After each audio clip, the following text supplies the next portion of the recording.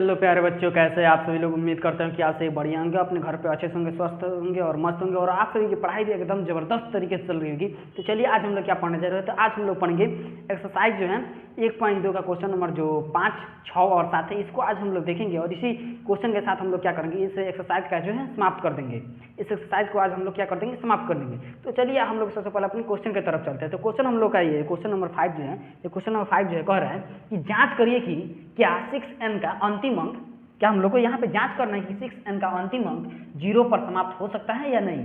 जहाँ n क्या एक प्राकृतिक संख्या है, यहाँ 0 पर समाप्त होने का मतलब क्या है, जैसे यहाँ पे कोई भी संख्या हो गया और ये जो संख्या क्या है, ये 0 पर समाप्त हो रही है, यानी इसका अंतिम अंक जो है क्या है, 0 आ रहा है, यानी इसका इकाई अंक जो है क्या है, 0 आ रहा है। तो ये संख्या क्या है, 0 पर समाप्त हो रही है। तो वही हम लोग को बताना है, यानी 6n का कोई ऐसा मान रखे, यानी n की जगह पर कोई ऐसा 10, 5, 20 रख दे कि जिससे क्या है जिससे क्या हो जाए, उसका अंतिम अंक जो है 0 आ जाए। क्या हो जाए, जिससे उसका अंतिम अंक जो है क्या हो जाए, हम लोग को 0 प्राप्त हो जाए। तो यही हम लोग को बताना है कि क्या 6n का अंतिम अंक जो है 0 पर समाप्त हो सकती है या नहीं हो सकती है। इतनी सी बात समझ गए। तो अब देखिए यहाँ पे, अब आप एक बात अब मुझे ये बताइए कि अगर किसी संख्या के अंत में 0 आता है तो वो संख्या जो है निश्चित रूप से 2 और 5 से विभाजित होगी। जैसे यहाँ पे देख लीजिए, ये क्या है 80, 70, 120 और ये संख्या के अंत में क्या है 0 आ रहा है। तो ये संख्या जो है या तो 2 से विभाजित होगी या तो 5 से विभाजित होगी, इसके अलावा ये किसी से विभाजित नहीं होगी। तो देखिए किसी भी संख्या के अंत में अगर 0 आ रहे हैं, क्या है, अगर किसी भी संख्या के अंत में 0 आ रहा है तो वो संख्या जो क्या है 2 और 5 से क्या होगी, विभाजित होगी। तो इसको सबसे पहले इसको हम लोग यहाँ पे लिखते हैं। क्या लिखेंगे यहाँ पे, अगर किसी संख्या का अंतिम अंक 0 हो तो वह संख्याएं क्या होगी, 2 और 5 से विभाजित होगी। देखिए यहाँ पे कहने का मतलब क्या है कि अगर किसी भी संख्या के अंत में अगर 0 आ रहा है तो वो संख्या जो क्या होगी, वो 5 से विभाजित, 5 और 2 से क्या होगी, विभाजित होगी। निश्चित रूप से ही वो 5 और 2 से विभाजित होगी ही होगी। इतनी सी बात समझ गए। तो अब देखिए यहाँ पे हम लोग का क्या है 6n है, यानी n के जगह पर अगर कोई ऐसा मान रख दे जिससे हम लोग क्या हो जाए, इसका अंतिम अंक जो है 0 प्राप्त हो जाए। तो देखिए इसको हम लोग सबसे पहले इसको क्या करते हैं, आभाज्य गुणनखंड के रूप में व्यक्त करते हैं। तो ये क्या हो जाएगा, इसका आभाज्य गुणनखंड रूप, तो 2 गुना 3 यानी 2 3 6 और इसका पावर कितना है, n है। इसका पावर कितना है, n है। तो अब देखिए ये n जो है इस दोनों पर पावर है, तो क्या हो जाएगा 2n गुना 3n, 2n गुना 3n। अब देखिए यहाँ पे 6n का यहाँ पे जो है 6n का यहाँ आभाज्य गुणनखंड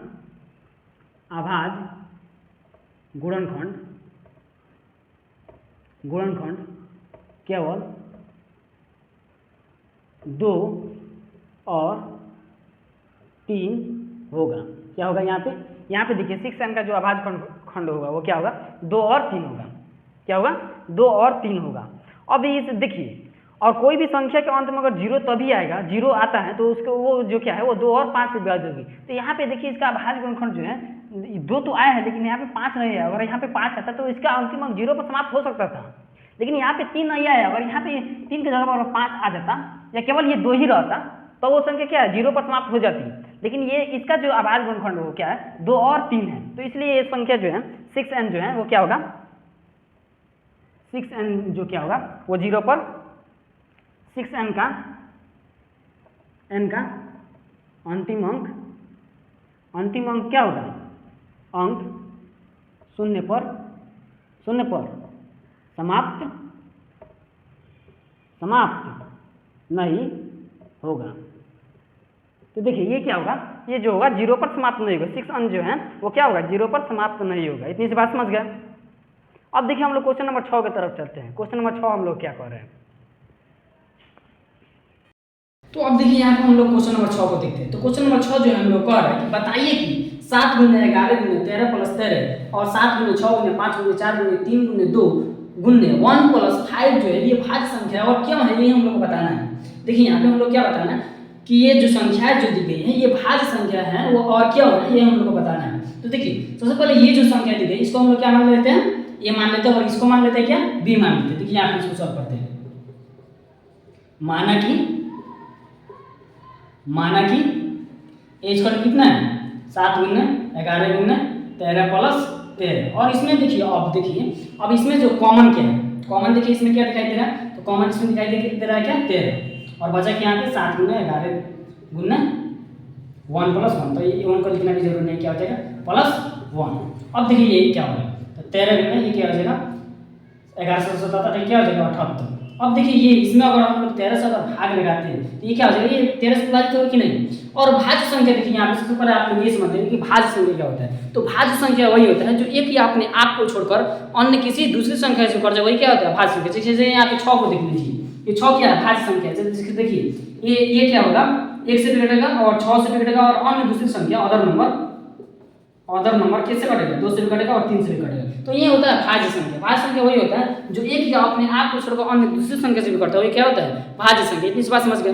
अब देखिए यहाँ पे ये जो है क्या है, ये 13 से भी विभाजित है, 78 से भी विभाजित है, और इसके अलावा क्या है ये 2 से भी विभाजित हो जाएगा, 3 से भी विभाजित हो जाएगा, 6 से भी विभाजित हो जाएगा। तो ये क्या है, ये सब क्या है भाज्य संख्या। तो तब ये हम लोग क्या लिखेंगे, तब 7 गुना 11 गुना 13 प्लस 13 क्या हो जाएगा भाज्य संख्या है, क्या है ये भाज्य संख्या है। इतनी सी बात समझ गए। अब देखिए अब ये जो दी है इसको हम लोग मान लेते हैं क्या बी, इसको क्या हम लोग मान लेते हैं, माना कि 20 का तो कितना दिया है उसको हम लोग क्या मान लेते हैं बी। तो 7 गुना 6 गुना 5 गुना 4 गुना 3 गुना 2 गुना 1 प्लस कितना दिया है 5। अब इसमें देखिए आप लोग कॉमन क्या दिखाई दे रहा है, इसमें कॉमन हम लोग को दिखाई दे रहा है क्या 5। तो अब ये क्या बचेगा 7 गुना 6 गुना 5 तो बाहर निकले बचेगा क्या 4 गुना 3 गुना 2 गुना प्लस क्या बचेगा 1, क्योंकि 5 क्या है बाहर निकल गया। अब देखिए ये क्या होगा, अब ये भी क्या होगा, ये देखिए 5 से क्या हो जाएगा, ये 5 से अगर विभाजित किया जाए ये क्या होगा 5 से विभाजित हो जाएगा।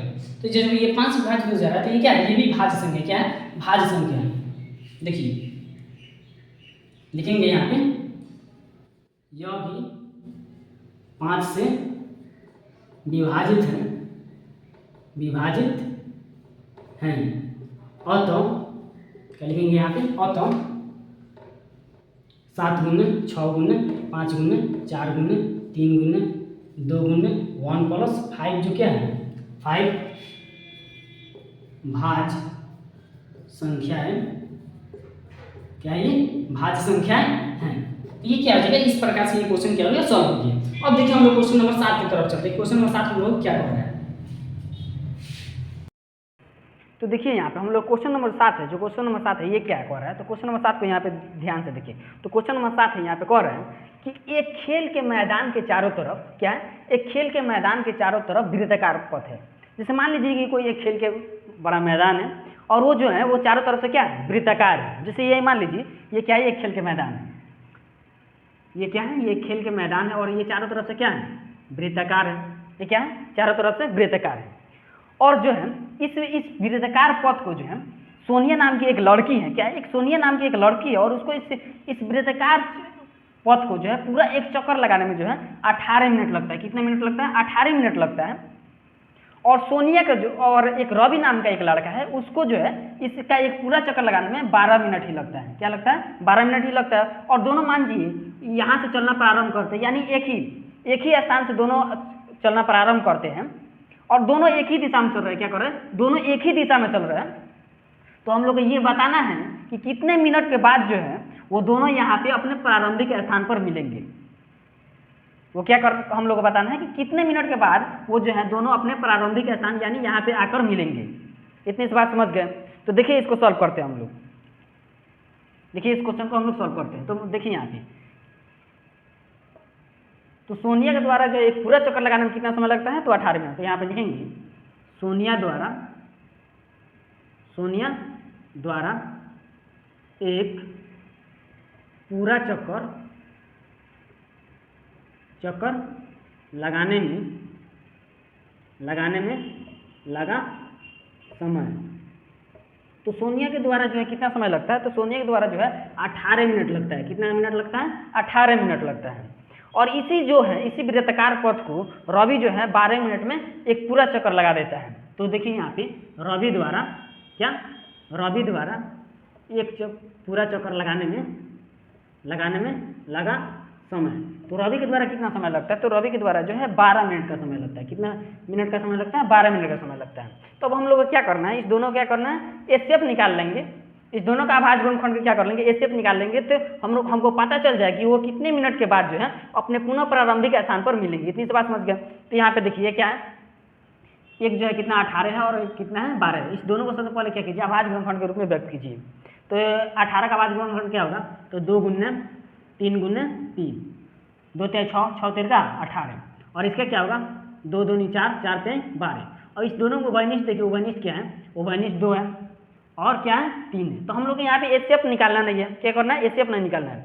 तो ये जो उभयनिष्ठ है इनमें से एक, ये जो 2 आया, ये 2 जो उभयनिष्ठ है इसमें से 1 2 बाहर निकाल लीजिए। इसमें से क्या कीजिए, हम लोग क्या निकालना है, यहाँ पे एलसीएम निकालना है। तो इसमें से क्या कीजिए, 1 2 बाहर निकाल लीजिए, 1 2 बाहर निकाल, और इस यहाँ पे जो 2 3 है इसमें से 1 3 बाहर निकाल लीजिए। हम लोग का निकल गया। और अब जो बचा उसको लिख लीजिए, 3 1 बचा 3 और 1 क्या बचा, 2 बचा, तो 2। तो अब 2 यहाँ पे देखिए, 2 3 6, 6 3 का 18, 18 दूनी कितना हो जाएगा 36। यानी 36 मिनट के बाद जो है वो अपने पुनः प्रारंभिक स्थान पर मिलेंगे। कितने मिनट के बाद, तो 36 मिनट के बाद जो है वो अपने पुनः प्रारंभिक स्थान पर मिल जाएंगे। इतनी सी बात समझ गए। फिर ये क्वेश्चन आसान भी था, आपको समझ में अभी आ जाना चाहिए। तो देखिए ये क्वेश्चन बड़ा है, इससे आपको घबराना नहीं है। क्वेश्चन जो है बड़ा भले है, लेकिन एकदम सॉल्व जो है इसका सॉल्व करने में थोड़ा सा भी टाइम लगा, मिनट में भी टाइम नहीं लगा। इतनी सी बात समझ गए। तो अब देखिए हम लोग क्वेश्चन नंबर, ये हम लोग का क्वेश्चन नंबर 7 है। तो और इसी के साथ जो है क्या हुआ, हम लोग का एक्सरसाइज जो है आज समाप्त हो गया। एक्सरसाइज जो है आज हम लोग का 1.2 है वो समाप्त हो गया। और अब हम लोग क्या पढ़ेंगे, एक्सरसाइज 1.3 को पढ़ेंगे। एक्सरसाइज कितना, 1.3 को पढ़ेंगे और उसको सॉल्व